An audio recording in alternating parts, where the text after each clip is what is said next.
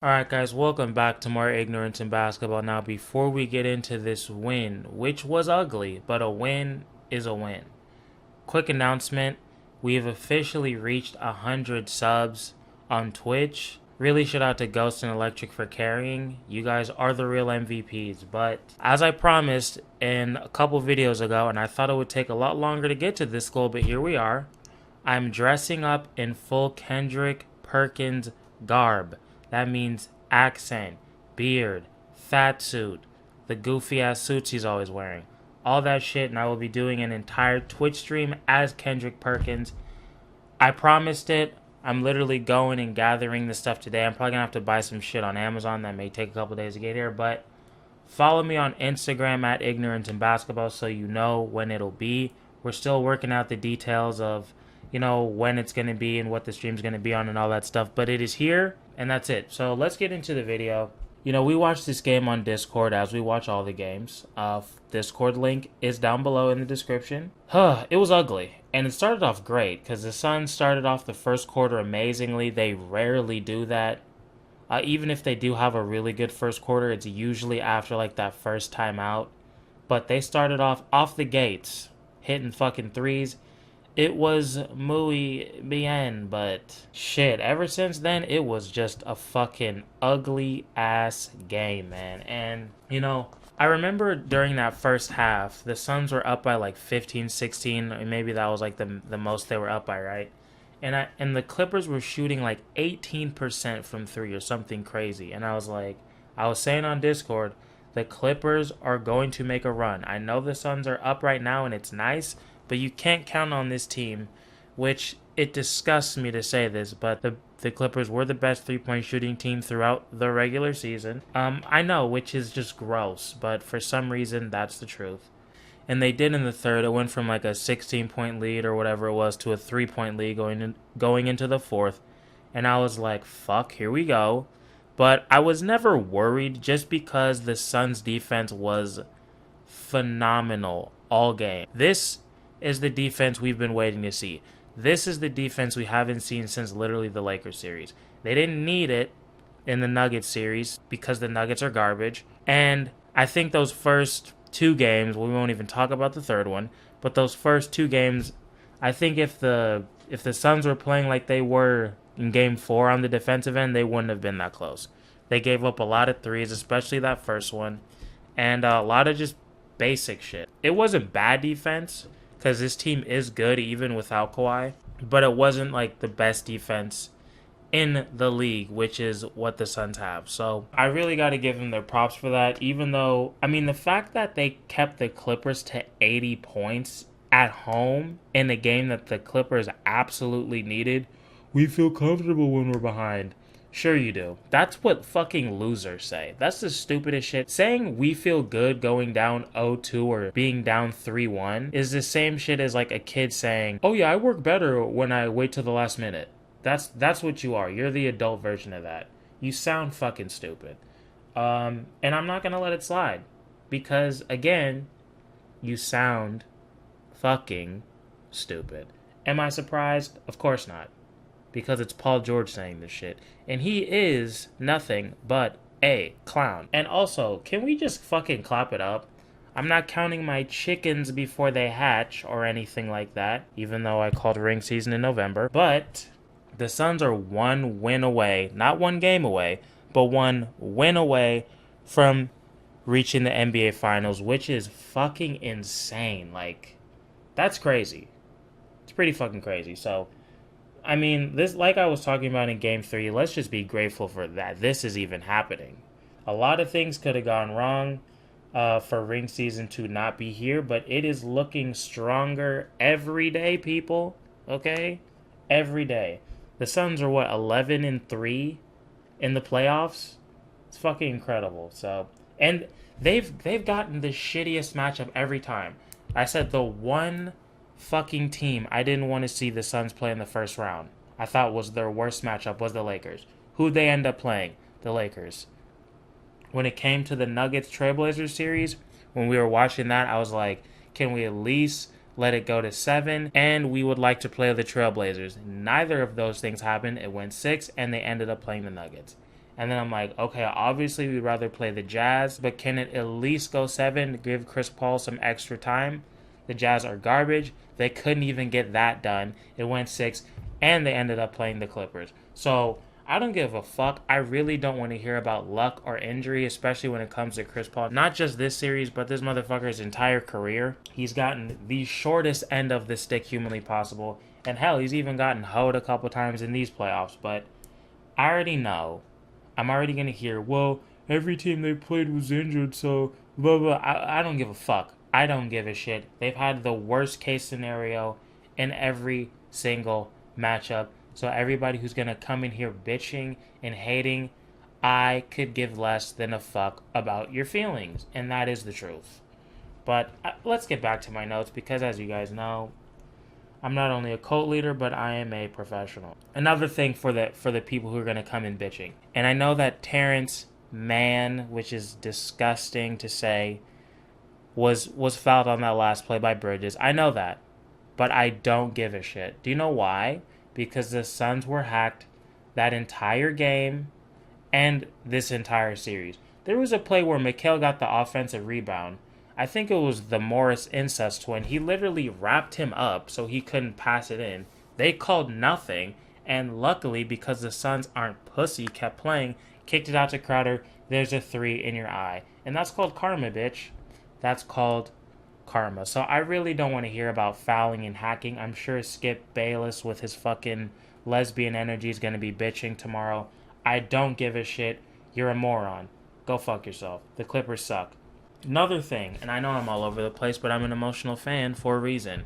I was really surprised that Monty went with Nader. I saw that he was available, but I was like, there's no way they're going to fucking play him. This man hasn't played in like 9 months. And they fucking played him in the Western Conference Finals. Damn, I mean, every game is like the most important game, but the most important game, I was like, holy shit, I was shocked. And I know he didn't score, but he only played 5 minutes. He did have those 2 fouls, which isn't surprising. He plays pretty physical, but his defense was good, and I think for the situation he was put in, he played pretty well. So I give Nader a lot of credit. That's a really tough thing to ask. Like, hey, I know you haven't played basketball in a year, but can you hop in the most intense game in the NBA? Appreciate it. Oh yeah, let's talk about Playoff P missing those free throws again. If you guys what more evidence do we need that this dude is soft?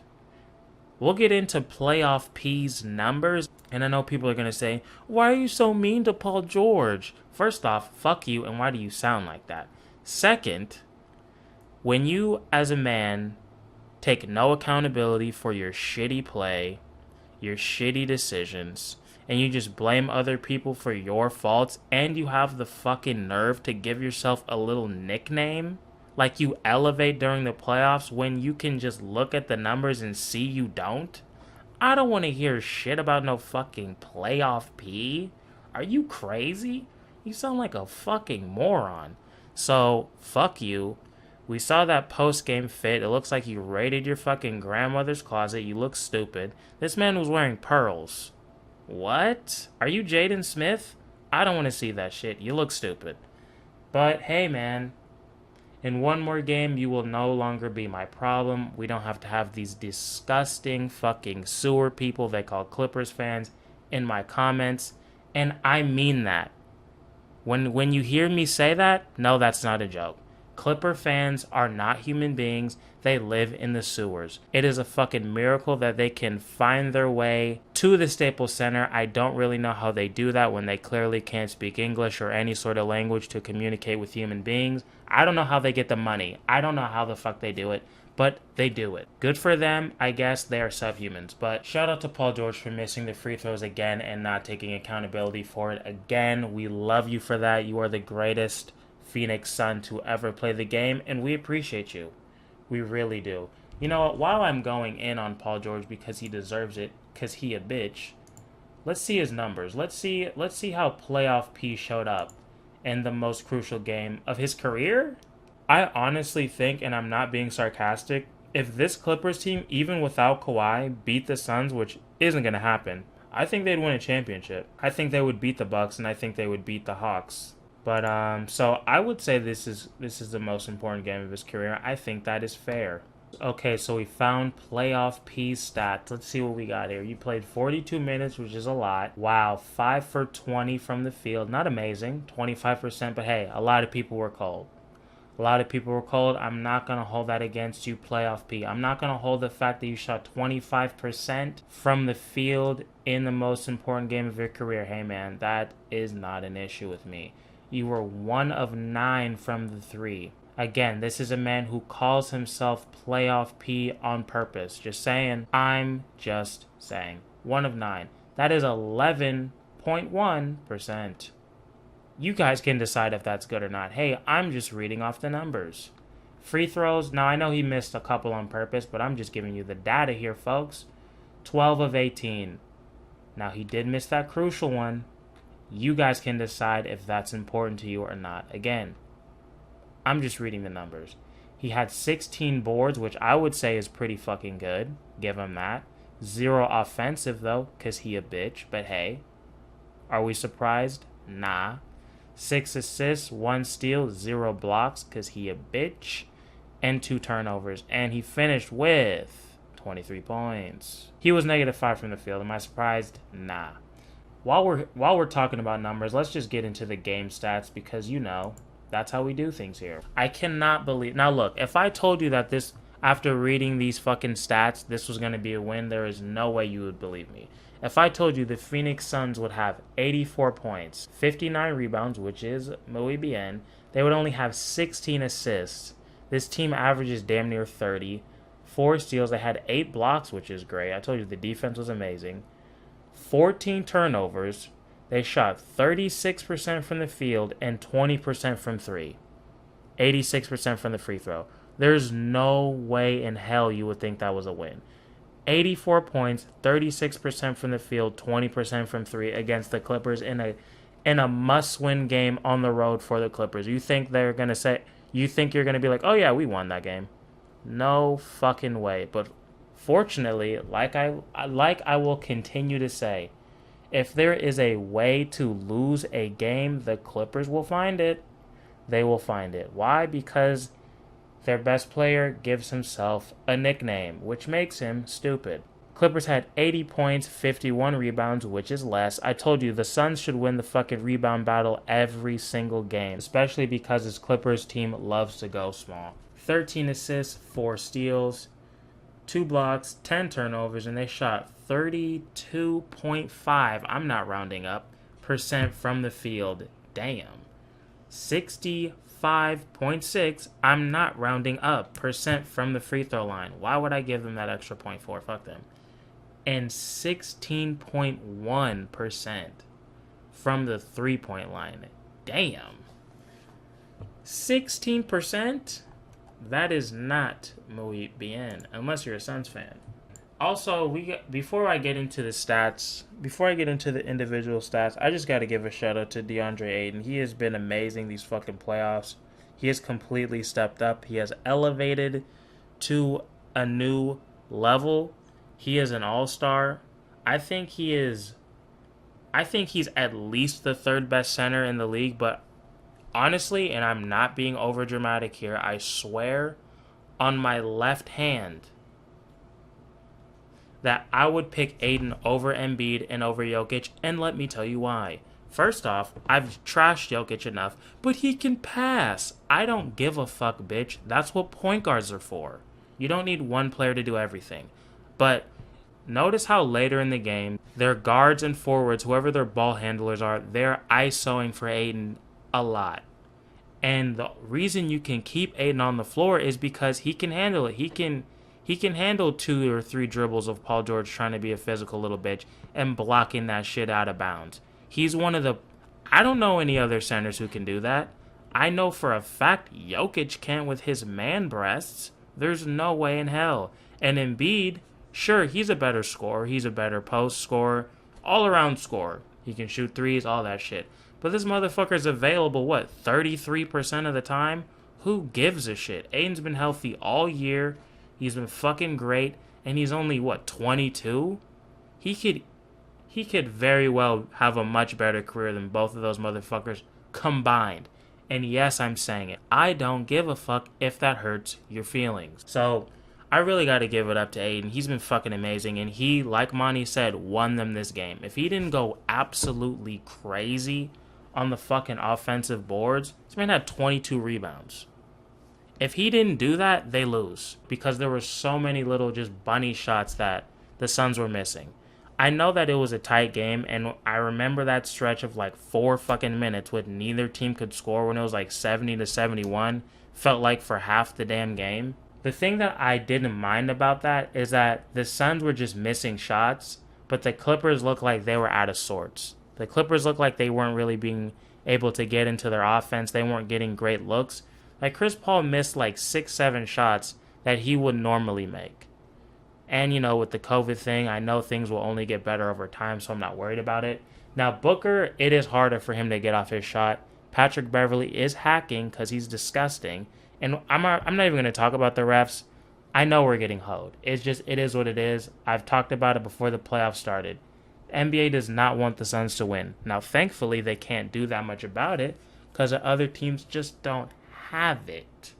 But they do not want the Suns to win, and they're going to continue to hold this team. It is what it is. But honestly, I'm just happy that the Suns got the fucking win, as ugly as this game was, because a win is a win. I don't give a fuck if they won by half of a point. They won the fucking game. And shout out to Chris Paul for the free throw shooting, even though you did fucking miss one. But hey, you're more mad at yourself than I could ever be. So we went over Nader's minutes. He only played 5 minutes, finished with 2 boards, and they only took one shot. It was a layup, and he missed it. He's also another player that I like for the playoffs because he'll pass up a 3 to drive in. He can create his own shot, kind of. He's not really like a ball handler like a Chris Paul or like a Payne or anything, but he will drive in hard to the lane, which I like. Get to the free throw line and all of that. Saric, 7 minutes. He had a 3, which is very Dario-esque, but he only took 1 shot, which is Saric-esque. But he finished with 3 points and 3 boards. 3 boards in 7 minutes is pretty fucking good. Chris Paul, rough shooting night again. He had a couple chances too to really close it out, but he was just missing those little bunny shots today, man.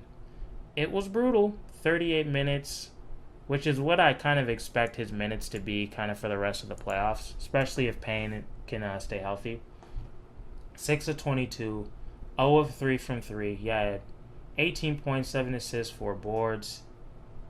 Booker, another rough night. Not as bad, but pretty bad. 38 minutes, and he fouled out. Which, in the Discord, we wanted him to foul 2 minutes before that, to be honest, because we're just like, bro, it's just not your night. Just take a rest. Just take a fucking rest. But he was 8 of 22, 0 of 5 from 3, 25 points and 2 boards. One thing I do want to give Booker credit for was later in that game when he knew it's not your fucking night, you can't hit a shot, he was able to get to the free throw line, which has always been, to me, a sign of a really good scorer. So I give this man his credit for that. Now, Mikal Bridges didn't have a really great night offensively. He only took 6 shots. None of them were threes. He hit 3 of them. Last time I checked, that's 50%. But he had 6 points, 3 assists, but he had 13 fucking rebounds. I feel like he had at least 2 or 3 blocks too, and they were big ones. So Mikal was huge on that defensive stretch where they just shut down the Clippers. He was a lot of that. Him and Ayton. And Cam too. Speaking of Cam, he played 17 minutes. 2 of 4 from the field, 1 of 3 from 3. Finished with 5 points and 4 boards. He's been pretty consistent. Especially this series, he's been really good. So I give this man plenty of credit. Jay Crowder struggled again. 34 minutes, only 1 of 8 from the field, 1 of 6 from 3, 3.7 boards. He's been streaky out playoffs, but in closeout games, Booker, Chris Paul, obviously, they've shown up. Crowder is not really somebody I'm worried about. He can go the fuck off at any moment, so. And what he does on the defensive end, he always has crucial shit. I'm telling you, you need a guy like that. The Suns have 2, which is rare. They got Crowder and they got Mikal, so that is muy bien. Not even to talk about Booker and Chris Paul. And hell, Ayton too. But Cameron Payne also kind of struggled. 20 minutes. He couldn't explode, I'm telling you. That ankle was bothering him. He wasn't really driving at all, I don't think. So I did notice that. But at least he was able to, fucking play at all. Because from what I saw, I remember when he first got hurt and he went to the bench, you saw him like slamming on the fucking chair. That's never a good sign. When the doctor's like talking to him and he's pissed, never a good sign. So the fact that he played, I'm excited. But 2 of 8, 1 of 2 from 2. He finished with 5 points, 3 assists, and 2 rebounds. Now, Ayton, the man of the hour, he played 41 minutes, which is a lot for him. 8 of 14 from the field, 22 boards, 3 assists, and 19 points. The man was phenomenal. Like I said, he won them the fucking game. He was amazing. Those putbacks were fucking needed. All those offensive rebounds and defensive rebounds he got. The blocks, being able to switch and guards on the perimeter and block Reggie Jackson's ugly ass fucking layups. Fuck you. Defense on Paul George was amazing. Like, he's been the best Sun player throughout the playoffs. And that is coming from a diehard Chris Paul fan. So, Deandre Ayton, you have my deepest respects. He is the most valuable player on this team. I truly believe that. Now, if you take out any of the main 3 or 4 or really 7, it doesn't work. Like, hell, if Cam Payne isn't on this team, it doesn't work. But if I had to choose one guy you cannot remove from this team, it's Ayton. Especially because they don't have a backup center. Saric, he's not getting it done. Let's be real. So, Ayton, you've been fucking amazing. Wear all those big-ass chains all day, every day, bro. You've earned it. You've earned it. So, that's all I got if you made it to the end of the video. I appreciate you. Like I said, the Twitch is going to be hilarious. Full Kendrick Perkins garb. So follow the Instagram so you know when that's happening. That's not going to be something you're going to want to miss. So that's it. I'm really happy the Suns got the win, as ugly as it was. Monday's going to be crazy. Go follow the Discord for that, because we watch the games as a cult. And that's it. I'll see you guys on Monday. Peace.